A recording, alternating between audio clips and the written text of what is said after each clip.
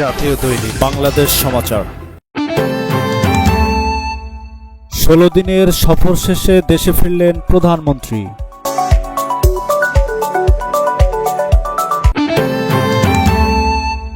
Paid এজেন্টরা গুজব ছড়াচ্ছে, ব্যবস্থা নেওয়া হবে বললেন তথ্যমন্ত্রী।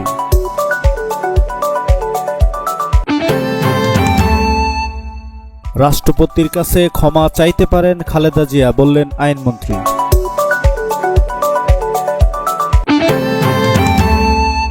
বাংলাদেশ ভারত যখন একসঙ্গে লড়াই তখন সহজ বললেন তথ্য প্রতিমন্ত্রী।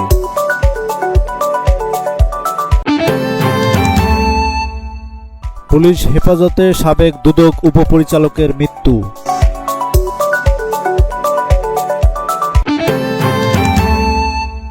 আইএফএম-এর 2 শর্ত পূরণে ব্যর্থ বাংলাদেশ ব্যাংক।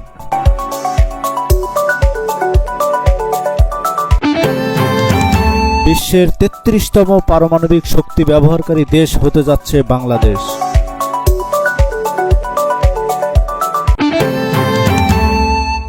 বিশ্বকাপের শুভ সূচনার লক্ষ্যে ধর্মশালায় বাংলাদেশ ক্রিকেট দল।